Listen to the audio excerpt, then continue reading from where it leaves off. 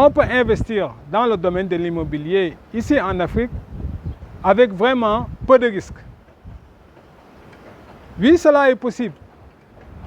Si vous savez vraiment quelles sont les étapes les plus importantes, vous allez voir que je vais vous expliquer au travers de cette vidéo que on peut investir dans le domaine de l'immobilier sans prendre beaucoup de risques ici en Afrique. Et vous allez voir qu'il y a beaucoup d'avantages d'investir ici en Afrique dans le domaine de l'immobilier.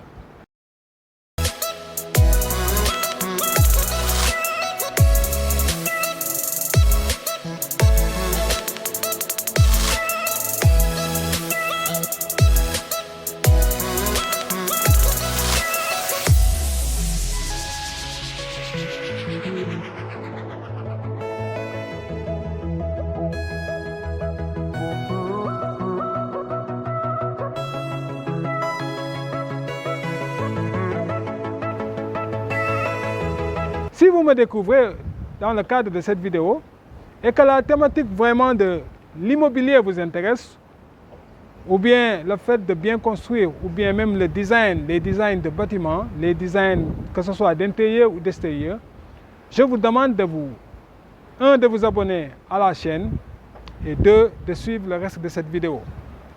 Mon nom est Ben Madi Sanou, je suis ingénieur en génie civil, je suis designer mais je suis aussi formateur. Nous avons pratiquement plus de 10 ans d'expérience sur le domaine de la construction, de l'immobilier. Donc nous avons pas mal vécu et c'est pour cela que nous savons, en fait, nous connaissons bien les rouages de ce métier. Et vous allez voir qu'ici en Afrique, qu'investir en Afrique va vous donner pas mal d'opportunités. Pourquoi? Parce que déjà, si on investit en Afrique, il faut savoir que l'Afrique est un continent qui a une population très jeune. Les experts ont estimé la population de l'Afrique à peu près 1,2 milliard d'êtres humains. Et les projections montrent que d'ici 30 à 20 ans, la population va pratiquement doubler. Donc vous allez voir que si la population double, il y aura un besoin de se loger. Les gens auront besoin de se loger. Et donc c'est pour cela qu'investir dans le domaine de l'immobilier est vraiment une opportunité à saisir pour ceux qui en ont les moyens et plus précisément pour ceux aussi de la diaspora qui veulent vraiment investir dans le domaine de l'immobilier. Cependant, c'est un investissement qui n'est pas sans risque. Parce que si vous ne savez pas quelles sont les étapes les plus importantes, on peut vous arnaquer. Et donc c'est pour cela que je vais vous expliquer ici, dans le cadre de cette vidéo, comment investir sans risque.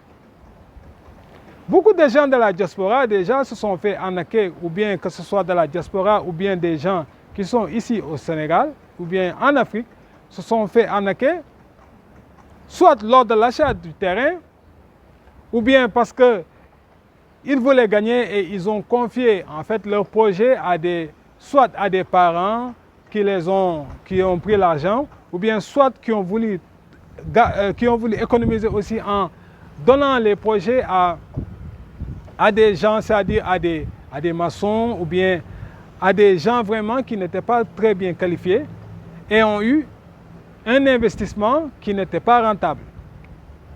Parce que comme par exemple, pour le dernier exemple, si jamais vous confiez, vous allez voir ça tout à l'heure, si vous confiez vos projets à des gens qui ne sont pas des professionnels, vous savez que pour la construction, il y a une certaine logique à suivre. Il y a des étapes à suivre. Et si jamais vous faussez ces étapes-là, vous amenez des problèmes. Comme par exemple, on va voir que pour la construction, il y a une certaine chronologie.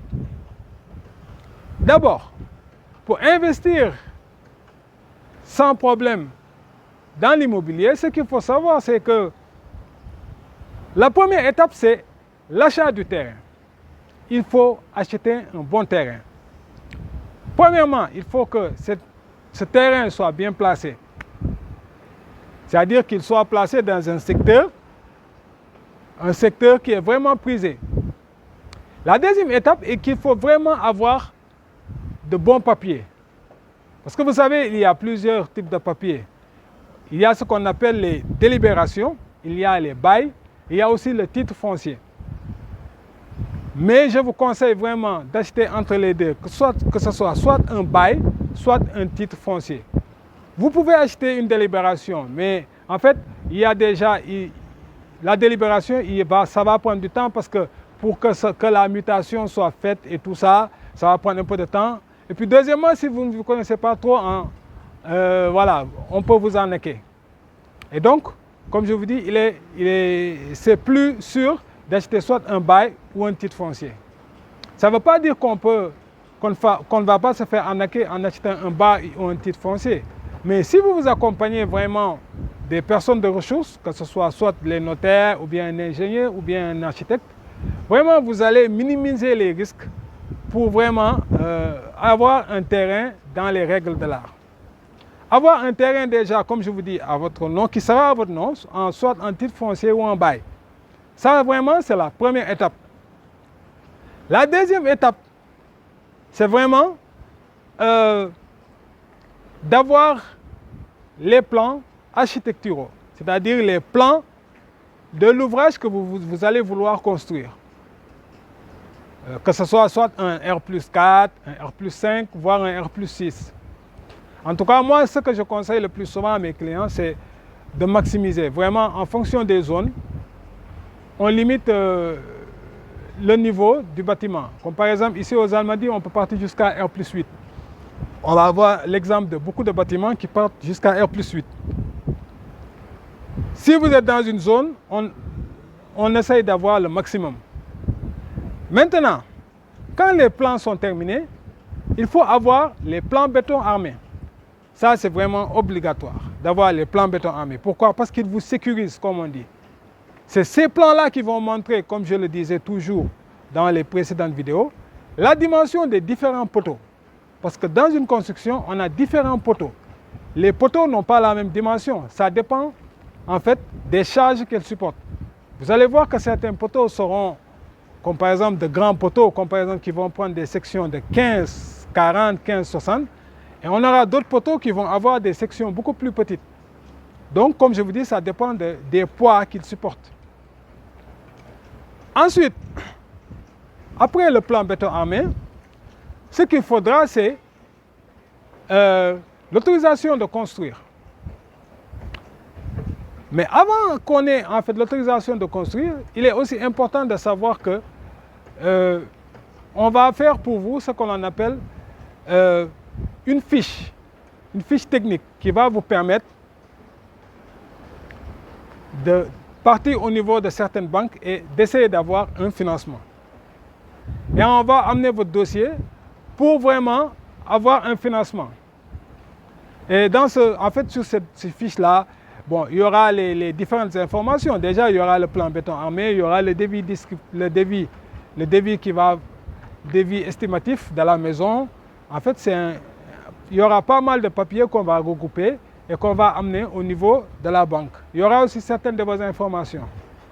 Et c'est avec en fait, ces documents-là que la banque va pouvoir en fait, vous donner ce qu'on appelle, va vous donner votre prêt pour pouvoir vraiment construire votre projet.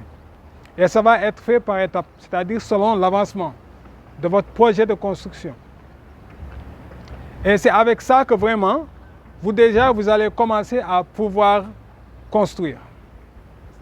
C'est-à-dire que dès que vous finissez ça déjà, et que vous aviez introduit en fait au niveau du permis de construire, le permis de construire, dès que vous l'avez et que vous avez votre financement, vous pourrez commencer à construire votre projet. Mais il est très important de savoir que beaucoup de personnes se disent que, surtout en fait, les gens en fait, de la diaspora veulent économiser, comme je vous disais tout à l'heure, et se disent que non, ils préfèrent en fait confier ça à des tâcherons ou bien à des maçons. Et le plus souvent, on se rend compte que on construit en fait sans plan béton armé, ce qui montre que déjà, en fait, la structure de la maison ne sera pas stable parce que les poteaux seront vraiment dimensionnés à l'aveuglette. Et deux, on aura des problèmes au niveau de la construction ultérieurement, parce que pas mal de bâtiments s'effondrent, soit au cours de la construction, soit après avoir eu une durée de vie de 1 an ou 2 ans. Et donc, vous voyez que chaque fois, cela pose problème. Pas mal de personnes, surtout ceux qui sont de la diaspora, se font avoir par ce genre de détails-là. C'est-à-dire, ils veulent investir. Ils veulent investir, mais ils veulent avoir le minimum possible. Alors que vous n'êtes pas sans savoir qu'un investissement, on le rentabilise. On le rentabilise comment? De la meilleure des façons. C'est-à-dire déjà, en prenant toutes les dispositions pour que cet investissement-là réussisse. C'est-à-dire déjà, prendre un professionnel, une personne qui s'y connaisse, c'est-à-dire soit un architecte, comme je vous avais dit tout à l'heure, ou bien un ingénieur génie civil, qui pourra vraiment garantir l'ouvrage. Deuxièmement, ce qui est important aussi de savoir, c'est que votre construction, vraiment, vous devez tout faire pour que ce soit quelque chose qui amène une certaine attraction, c'est-à-dire créer un certain design, amener une certaine déco pour votre maison. Et ce qui est très important, parce qu'en fait, beaucoup de personnes ne le savent pas, mais la déco, le fait de décorer, que ce soit une façade, que ce soit à l'intérieur d'une maison, ça augmente la valeur marchande de la maison. Il y a pas mal, moi, de clients qui viennent me solliciter. Et selon, en fait, les zones, on retransforme soit de la façade, soit de l'intérieur de la maison. Et on voit que, après avoir terminé, que la maison, en fait, augmente de valeur. Il y a beaucoup d'endroits, beaucoup d'exemples que je peux vous donner où on a vraiment eu à faire changer la déco, que ce soit de la façade, que ce soit de l'intérieur, et se rendre compte qu'on a multiplié à la fin, qu'on multiplie par 2 la valeur marchande de la maison, qu'on multiplie par 2 même la somme à laquelle on louait cette maison. Et donc, ce sont des facteurs qui sont très importants, qui sont à prendre en compte. Donc tout ça, en fait, montre que ici en Afrique, il est possible d'investir ici en Afrique, d'investir dans le domaine de l'immobilier. Mais pour cela, comme je vous dis, toujours, essayez de prendre des professionnels du milieu, des professionnels qui pourront vraiment vous aider à avoir un meilleur investissement et qui pourront vous permettre de garantir votre investissement. Parce qu'il est très important de savoir que avoir un investissement, c'est bon, mais avoir le meilleur des investissements et le garantir, c'est encore mieux. Et donc c'est pour cela, je dis ça toujours, construire toujours c'est bien, mais construire bien c'est mieux. Si c'est moi, je vous dis au revoir, à très bientôt. N'hésitez pas à liker la page, abonnez-vous à la chaîne. Comme ça, nous allons ensemble parler du bâtiment et parler vraiment de tout ce qui est immobilier. Merci.